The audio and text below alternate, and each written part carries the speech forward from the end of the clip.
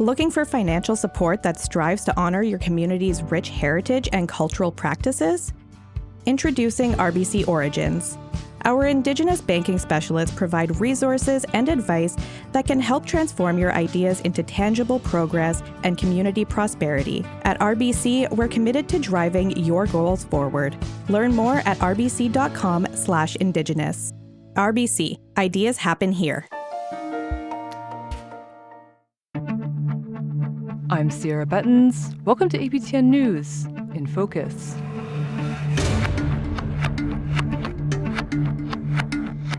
On this episode, a conversation with a former APTN intern and recent media and communications grad, Dylan Cloud, on his healing journey. During his time at college and at APTN, Dylan grew immensely as a storyteller.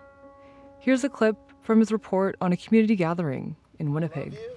By all accounts, this year's event was a resounding success, which brings up the possibility of another round next year. For APTN National News, I'm Dylan Cloud in Winnipeg. But he also has an incredible story of his own. He went from being incarcerated and grappling with addiction to getting sober, enrolling in college, reconnecting with his culture, and being a role model to his children. Dylan joins us from his home in Long Plain First Nation to share some of that story.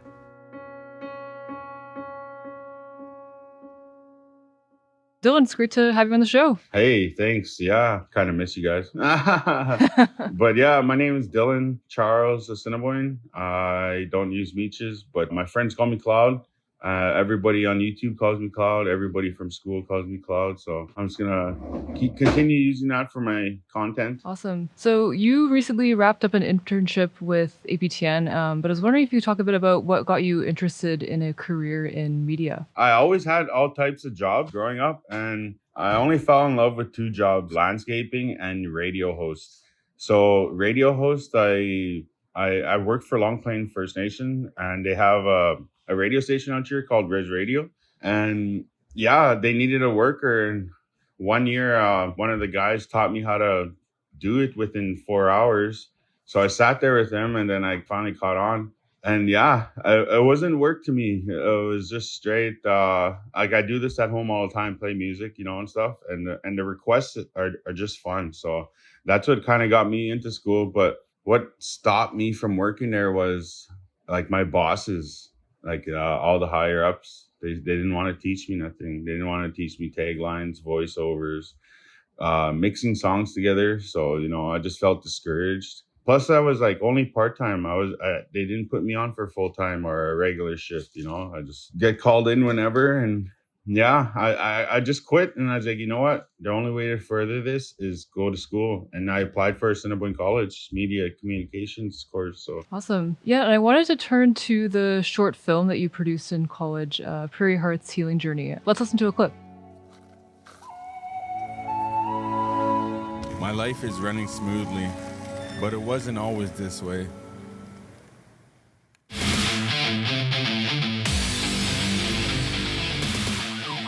Those were the wild days. I got drunk, ended up in a police chase, and got arrested. And then I went to jail for 9 months. That was the old me. Now I got reasons to change. I want to get back into my traditions and do it for them. These are my kids, and they are the reason I'm going back to school and getting back into touch with my traditional ways.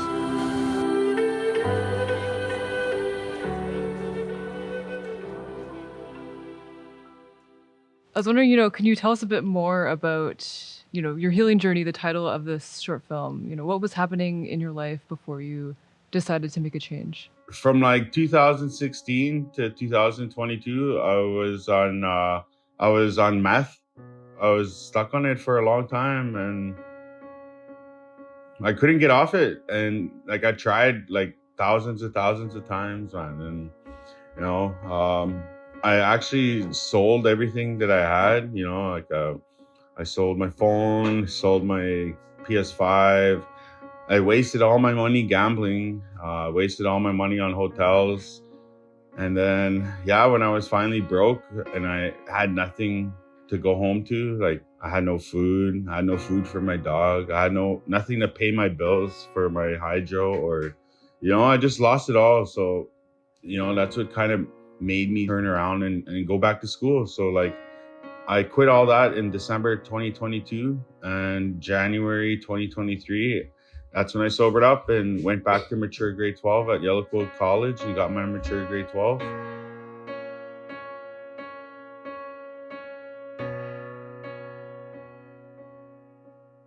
While I was in school, a recruiter from Assiniboine College came out and did a presentation on all the courses. And I just asked if there's radio, and she told me about the media and communications class. And yeah, I stuck it out through school. I never missed a day. I got one of the highest grades. I got my friends graduated, and yeah, I was the only one who actually went to college out of all my classmates in the mature grade 12 course. And I felt discouraged that nobody else wanted to come, but I was thinking, I come to school for myself. So, and that's when I went and lived in Brandon University dorms, and yeah, traveled to Assiniboine College on the bus every day, every morning, every night, long days.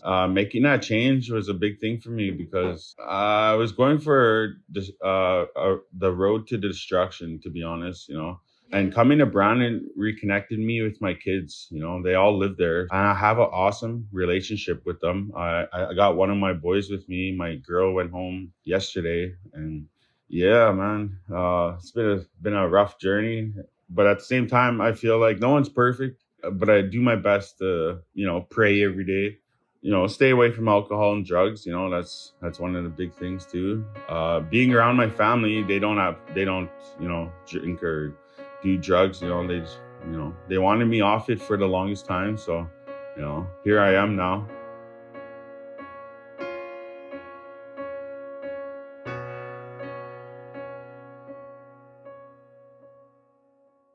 In your short film, you also mentioned how at college, you're reconnecting with your culture. And I'm wondering if you talk a bit about how that helped you heal as well. Yeah. So like Krista Jarley, Cecil Roulette, and Crystal Bund, they're all the coordinators in the Culture Center at the Assiniboine College. And they made me feel like it was home when I first went there. I introduced myself. I told them what class I'm doing. And yeah, that's where I went every day. And you could smudge there.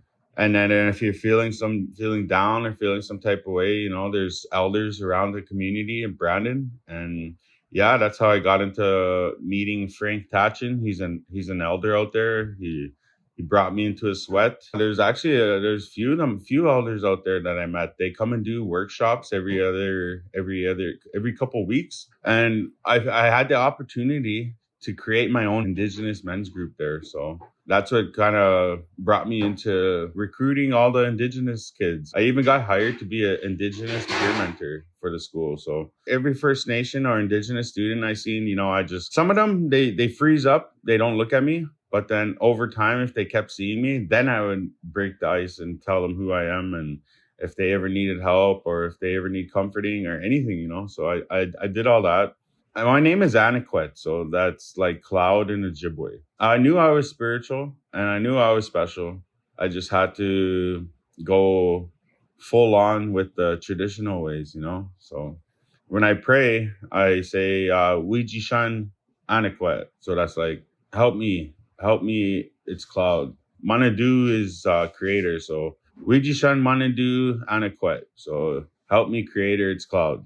That's like one of the major things that I always, that's what got me through school actually, because there's like 4 or 5 times I wanted to quit college in the first year. It was rough, man. It was hard understanding and getting to school on time and finishing work on time. There's just lots of stuff that just, made me discouraged. But like I came this far, I said, how could I quit now? So by praying and, having all the help with the Culture Center and, even these like little students that I talk to, they give me advice. I feed off them too of their knowledge. I believe that helped me, and I still talk to a lot of people from school now still. And, I stay in contact with them and I help them out with advice still, because I see that they're still drinking and messing around and stuff, but nobody's perfect, like I said earlier. Yeah, and you also talk about being a father, and I'm wondering, how did your kids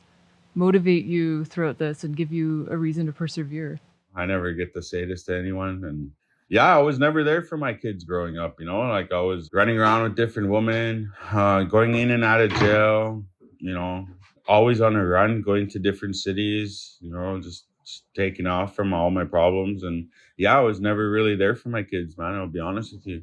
And reconnecting with them and going back to Brandon and living there for those 2 years while I was in school and visiting them, that made that built a wicked connection, because like my boy right now, he doesn't want to go home, he wants to live with me. So I don't think his mom really likes that, but it's not up to her. He's 12 now, he's a big boy. So I love all my kids. My oldest, he's 17, Jacoby. He plays football. He'll be done school soon. My second oldest, Jace, he's here right now. He's 12. My baby boy, he's 10. His birthday's coming up in August. He's a mama's boy. He likes staying with his mom. And my baby girl, Lyric, yeah, she's adorable. She got homesick the other day. She was here for like 5 days, and she got homesick on the fourth day.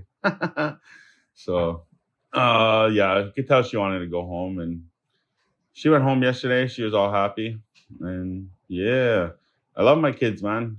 I'm glad I'm here now, sober, ready to take on everything, the parenting role, all of it. So I'm always here for my nieces and nephews and my sisters. So if I could take care of all of them, there's like 15 of them, I'm pretty sure I could take care of my own kids now. So Yeah, and I'm also curious, who are some of the people that helped you along the way, whether it was in college or anywhere in your journey from where you were to where you are now? My school teacher was a big help at mature grade 12. She believed in me. She pushed me. Since grade 12, like back in 2008, I had a few courses with my credits, and then I quit. And then I tried another time after that, then another time after that, then another time after that, then another time after that. And then in 2022, I tried one more time and I failed. I didn't make it. So when I tried to go to this last time, I actually got it this time. And the teacher that helped me, she kind of believed in me the whole way. And then when I finally got to college, my mom and my sisters and my brother were a big part of helping me and praying for me, believing in me and saying, if you quit, we're never going to talk to you again. So I kind of took that for real. So yeah, I quit a lot of stuff throughout my life, and that's why, I think they believed in me this time. If I can finish grade 12 at 33, I can I can finish college. So, and after being at college, I feel like all my nieces and nephews and my kids need to go. At least experience it. So, because I had fun. I would have had more fun if I was like 18, 19, but to believe in myself was the biggest part. Just knowing that I can't give up. Things are going to get hard. There'll be easy days, hard days, okay days. Yeah, just pushing myself, coming from all kinds of obstacles in my life. I think I faced all the shitty stuff in my life before all the good stuff started to come. So I just believe if I could get through all that, I could finish. And here I am, finished. So.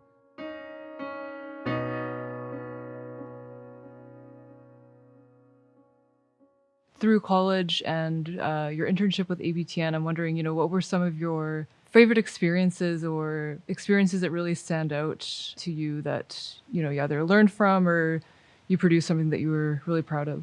Being at APTN, I actually did news packs in the first year of multi-platform journalism class, and I did great on all my stories. I didn't think I was going to come to APTN because Murray took me in the hallway and he wanted to go for a walk. He's like, hey, so what are you going to do for school? What's your elective?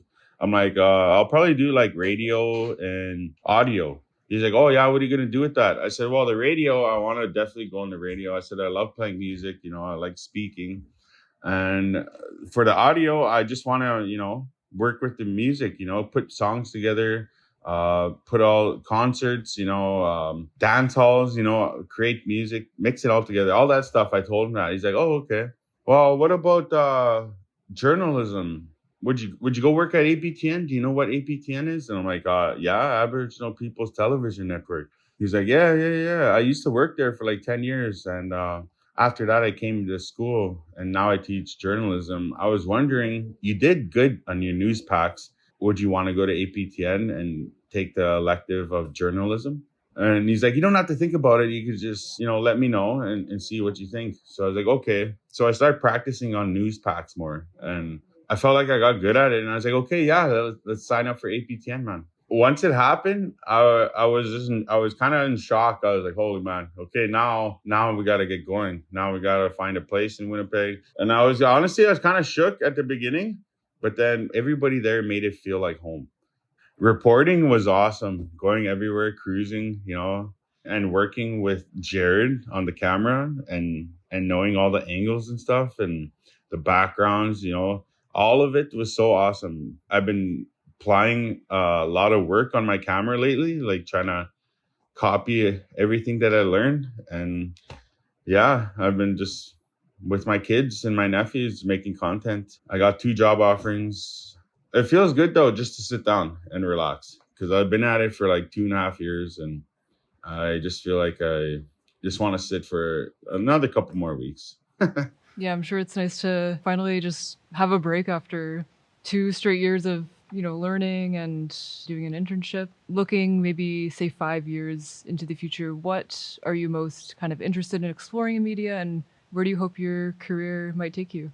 To be honest, in 5 years, man, I want to have my own little studio set up, either for interviews, and then second would be like photography, like doing family pictures, and then my own podcast setup. Those are the 3 things that I want within 5 years in my house. I'm really looking forward to do all of that. I have lots of people that would come on and talk, and I have great ideas in my head. I have most of the equipment, but I just need microphones and lighting and I'm good to go, man. So I just got to work on getting those 2 things. And yeah, I think within 5 years, man, I'll probably even have way better stuff, way bigger cameras, obviously a better laptop too. Awesome. Yeah, and I guess my final question, you've come such a long way. I'm wondering, what advice would you give to somebody in a similar position that you were in who's wanting to make a change? I believe the end is when you're dead in the ground. I believe that. So if you're not dead in the ground, there's a chance. My choices were wrong for a million times. First time, I made a change, man. And yeah, wish the best for everyone, I know I have a lot of family that are still struggling, but I'm here right now. If you can make a change, just little ones, that's what helped me, man. It just made little change. That's all it comes down to at the end of the day is choices and changes. So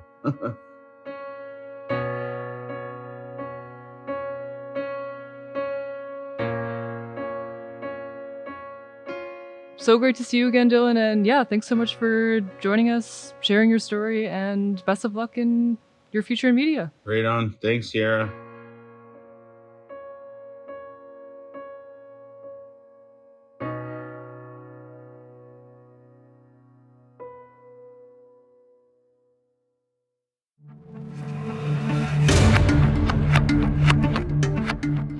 Today's episode was produced by Mark Blackburn and edited by Jesse Andrushko. Charmaine Straker is the executive producer of APTN News InFocus. If you have any comments, email them to infocus@aptn.ca. You can find more APTN News podcasts by visiting aptnnews.ca or finding us on your favorite player. I'm Cierra Bettens. Thanks for listening. Talk to you next week.